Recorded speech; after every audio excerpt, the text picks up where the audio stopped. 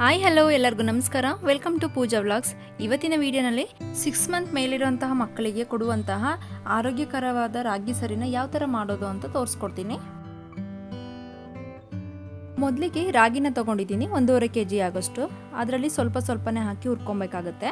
ರಾಗಿನ ಚೆನ್ನಾಗಿ ತೊಳೆದು ಆರಾಕಿ ನಂತರ ಅದನ್ನ ಇನ್ನೊಂದ್ಸಲ ಕ್ಲೀನ್ ಮಾಡಿಕೊಂಡು ರಾಗಿನ ಹುರ್ಕೊಬೇಕಾಗುತ್ತೆ. ಯಾವುದನ್ನು ತುಂಬ ಸೀಸಕ್ಕೆ ಹೋಗಬಾರ್ದು, ಹದವಾಗಿ ಹುರ್ಕೊಬೇಕು. ರಾಗಿನ ಉರಿಯುವಾಗನೇ ಗೊತ್ತಾಗುತ್ತೆ, ಅದರಲ್ಲಿ ಒಂದು ಪರಿಮಳ ಬರುತ್ತೆ, ಆವಾಗ ಆಗಿದೆ ಅಂತ. ಮತ್ತು ಬಾಯಿ ಕೂಡ ಹಾಕಿ ನೋಡ್ಬೋದು, ಅದು ಕರುಮ್ ಆಗಿದ್ದರೆ ರಾಗಿ ಚೆನ್ನಾಗಿ ಹುರಿದಿದೆ ಅಂತ ಹೇಳಿ. ನಂತರ ಕಡಲೆಕಾಳನ್ನು ಹಾಕೊತಾ ಇದ್ದೀನಿ. ಕಡಲೆಕಾಳು ನಾನೊಂದು ಪಾವು ಲೋಟದಲ್ಲಿ 3/4 ಲೋಟದಷ್ಟು ತೊಗೊಂಡಿದ್ದೀನಿ. ಇದು ಉರಿತಾ ಕಲರ್ ಚೇಂಜ್ ಆಗಿ ಅದು ಮೇಲ್ಗಡೆ ಸಿಪ್ಪೆ ಎಲ್ಲ ಬಿಟ್ಕೊಳ್ಳುತ್ತೆ. ಅದಕ್ಕೆ ಹುರ್ಕೊಂಡ್ರೆ ಸಾಕಾಗುತ್ತೆ. ನಂತರ ಸೇಮ್ ಮೆಜರ್ಮೆಂಟಲ್ಲಿ ತೊಗರಿಬೇಳೆನ ತೊಗೊಂಡಿದ್ದೀನಿ. ಇದು ಕೂಡ ಯೆಲ್ಲೋ ಕಲರಿಂದ ಸ್ವಲ್ಪ ಬ್ಲ್ಯಾಕ್ ಕಲರ್ ಆಗಿ ಹುರ್ಕೊಬೇಕಾಗುತ್ತೆ. ನಂತರ ಮಸೂರ್ ದಾಲ್ ಅಥವಾ ಮೈಸೂರು ಬೇಳೆ ಅಂತ ಕೂಡ ಅಂತಾರೆ, ಇದನ್ನು ಹುರ್ಕೊತಾ ಇದ್ದೀನಿ. ಇದು ಕೂಡ ಸ್ವಲ್ಪ ಕಲರ್ ಚೇಂಜ್ ಆಗೋವರೆಗೆ ಹುರ್ಕೊಬೇಕು. ನೆಕ್ಸ್ಟು ಹುರುಳಿಕಾಳನ್ನ ಹಾಕೊತಾ ಇದ್ದೀನಿ. ಇದು ಕೂಡ ಹುರಿತಾ ಕಲರ್ ಸ್ವಲ್ಪ ಚೇಂಜ್ ಆಗುತ್ತೆ, ಮತ್ತು ಇದರಲ್ಲಿ ಒಂದು ಘಮ ಕೂಡ ಬರುತ್ತೆ, ಆವಾಗ ಇದು ಹುರಿದಾಗಿದೆ ಅಂತ ಹೇಳಿ. ಈ ಹದಕ್ಕೆ ಹುರ್ಕೊಬೇಕು. ನೆಕ್ಸ್ಟ್ ಹೆಸರು ಕಾಳನ್ನು ಹಾಕೊತಾ ಇದ್ದೀನಿ. ಹೆಸರು ಕಾಳನ್ನು ಮೊಳಕೆ ಕಟ್ಟಿ ಕೂಡ ಹಾಕೊಬೋದು, ಟೈಮ್ ಇದ್ದರೆ ಮಾಡ್ಬೋದು. ಅದನ್ನು ಏನಿಲ್ಲ, 1-2 ದಿನ ಮೊಳಕೆ ಮಾಡಿ ಅದನ್ನು ಚೆನ್ನಾಗಿ ಬಿಸಿಲಲ್ಲಿ ಒಣಗಿಸಿ ನಂತರ ಹುರಿದು ಹಾಕೊಬೇಕು. ನಂತರ ಉದ್ದಿನ ಕಾಳನ್ನು ಹಾಕ್ಕೊಂಡಿದ್ದೀನಿ. ಇದು ಕೂಡ ಸ್ವಲ್ಪ ಕಲರ್ ಚೇಂಜ್ ಆಗೋವರೆಗೆ ಹುರ್ಕೊಬೇಕು.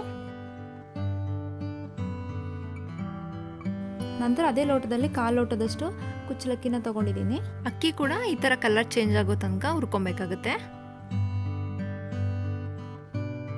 ನಂತರ ಗೋಧಿನ ಹುರ್ಕೊಬೇಕಾಗುತ್ತೆ. ಗೋಧಿ ಚಿಟಪಟ ಅಂತ ಸೌಂಡ್ ಬರುತ್ತೆ, ಅಲ್ಲಿ ತನಕ ಹುರ್ಕೊಬೇಕು. ನಂತರ ಜೀರಿಗೆ ಒಂದು 2ರಿಂದ 3 ಟೇಬಲ್ ಸ್ಪೂನ್ ಆಗೋಷ್ಟು ಹಾಕೊಂಡು ಹುರ್ಕೊಬೇಕಾಗುತ್ತೆ.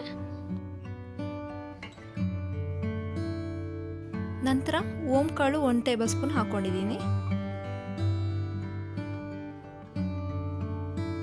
ಹಾಗೆ 1 ಟೇಬಲ್ ಸ್ಪೂನ್ ಕಾಳು ಮೆಣಸು, 1 ಟೇಬಲ್ ಸ್ಪೂನ್ ಮೆಂತೆ, ನಂತರ 200 ಗ್ರಾಮ್ ಗೋಡಂಬಿ ಬಾದಾಮಿನ ಹಾಕ್ಕೊಂಡು ಚೆನ್ನಾಗಿ ಹುರಿದು ಇದನ್ನು ಸಪ್ರೇಟಾಗಿ ನಾನು ಮನೆಯಲ್ಲೇ ಪುಡಿ ಮಾಡ್ಕೊತೀನಿ.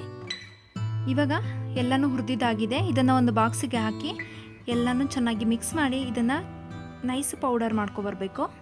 ಇದಿವಾಗ ಪೌಡರ್ ರೆಡಿಯಾಗಿದೆ.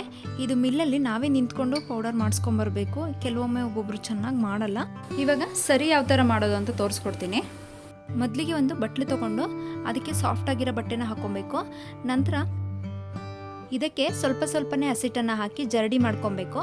ಅದರಲ್ಲಿರೋ ಎಕ್ಸ್ಟ್ರಾ ಹೊಟ್ಟೆಲ್ಲ ಸಪ್ರೇಟ್ ಆಗುತ್ತೆ.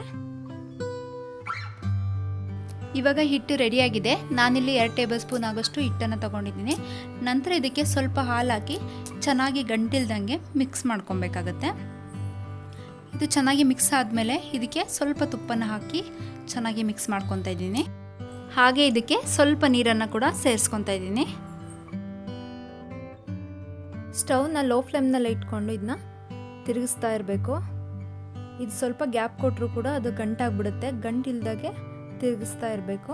ರಾಗಿ ಸರಿ ಮಗುಗೆ ತುಂಬ ತೆಳ್ಳಗೂ ಇರಬಾರ್ದು, ಹಾಗೆ ತುಂಬ ಗಟ್ಟಿಯಾಗಿ ಕೂಡ ಇರಬಾರ್ದು. ಈ ಕನ್ಸಿಸ್ಟೆನ್ಸಿಯಲ್ಲಿ ಇದ್ದರೆ ಸಾಕಾಗುತ್ತೆ. ಇವಾಗ ರಾಗಿ ಸರಿ ರೆಡಿಯಾಗಿದೆ. ಈ ವಿಡಿಯೋ ಇಷ್ಟ ಆಗಿದ್ರೆ ಪ್ಲೀಸ್ ಒಂದು ಲೈಕ್ ಮಾಡಿ. Thank you for watching.